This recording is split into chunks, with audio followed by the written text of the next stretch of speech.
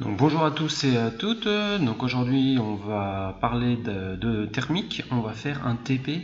Donc un TP qui portera sur l'ébullition de l'eau pure.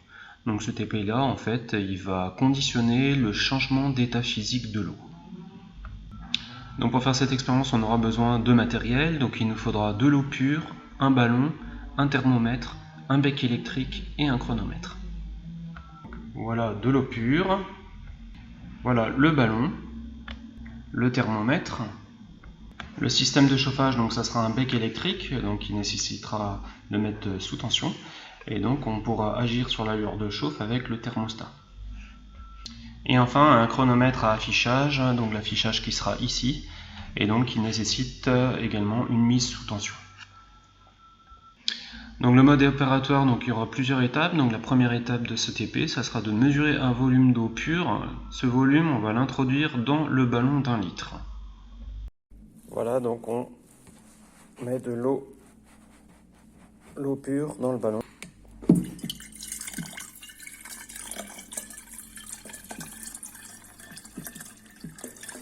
Voilà, comme ceci. Donc l'étape numéro 2, donc ça sera de placer le thermomètre dans le ballon. Donc j'introduis le thermomètre dans le ballon, comme ceci. Donc la troisième étape, on va disposer le ballon sur le bec électrique éteint. Donc voilà, il suffit de le prendre et le poser. Étape à faire, donc on va raccorder le chronomètre, on va le mettre sous tension mais sans le déclencher. Après donc on va mettre sous tension le bec électrique, on va bien régler le thermostat, donc pour bien régler l'allure de chauffe, on lancera le chronomètre. Attention, donc on va relever la température de l'eau en degrés Celsius toutes les 60 secondes, donc toutes les minutes. Mon chronomètre, donc en fait il ne donne pas des minutes, il donnera des secondes. Donc en fait, on prendra la valeur toutes les minutes de la température, sachant que 1 minute c'est 60 secondes. Donc à la première minute 60 secondes, quand le chronomètre indiquera 120 secondes, donc en fait ça sera 2 minutes, etc. Attention, donc avant de commencer à chauffer, donc il faudra bien prendre la température initiale, donc au temps égale 0, bien relever la température de l'eau initiale avant chauffage, donc on le notera avant de lancer le chauffage de l'eau. Donc là j'ai branché mon chronomètre, donc là on voit bien qu'on est au temps égale 0, donc 0 minutes 0 secondes, et donc on va relever la température de l'eau initiale. Donc je relève ma température initiale de l'eau, donc je suis un tout petit peu au-dessus de 20 degrés, mais pas tout à fait à 21 degrés, donc je suis à 20,5 degrés. Température initiale de l'eau à l'instant t égale 0. Donc je note la température initiale de l'eau, donc à l'instant t égale 0. Donc on a dit qu'on était à 20,5 degrés Celsius. Et puis donc après, donc on va lancer le chauffage de l'eau et en même temps déclencher le chronomètre. Donc je lance le chauffage et je déclenche mon chronomètre en même temps. Et je vais relever la température toutes les minutes. Donc le chronomètre, ça sera en secondes. Donc dans le tableau, il y aura bien la conversion minute-seconde. Ah, donc je vais arriver à 60 secondes, je regarde la température. Donc là, je suis à 25 degrés. Donc là, pour 1 minute, 25 degrés. Pour 120 secondes, 31 degrés. Donc pour 120 secondes, 2 minutes, 31 degrés. Pour 180 secondes, 38 degrés. 38 degrés. Pour 240 secondes, donc là je suis à 46 degrés 5. 240 secondes, donc 46,5, donc 4 minutes. Pour 300 secondes, donc je suis à 53 degrés.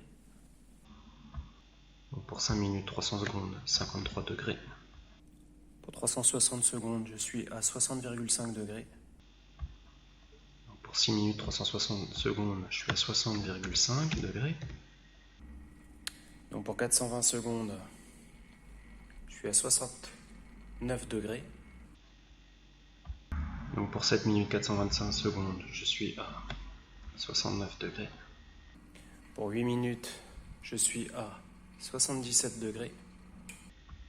Donc 480 secondes, 8 minutes, 77 degrés. Donc pour 540 secondes, je suis à 83,5 degrés. 83,5 degrés.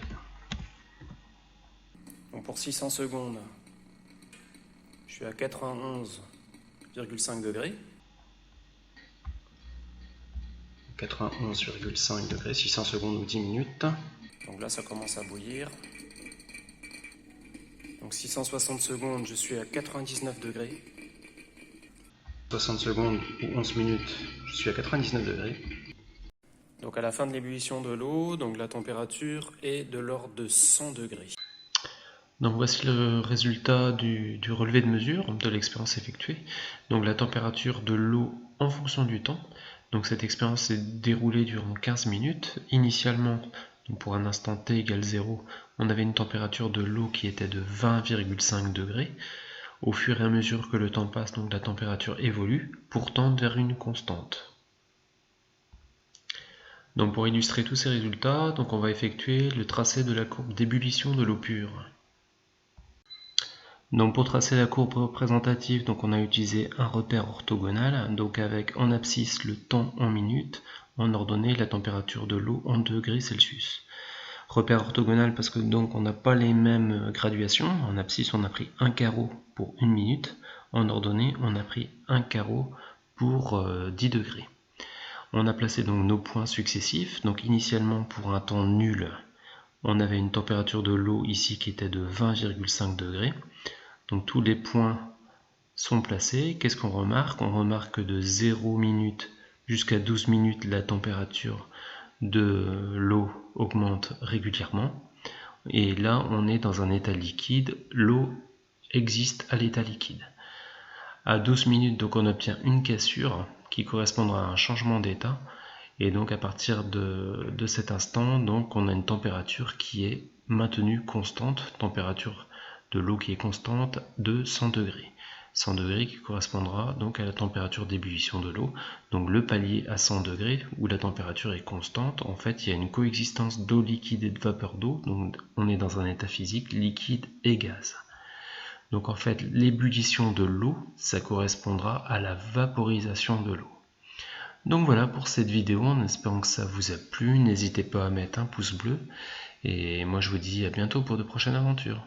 Allez, ciao!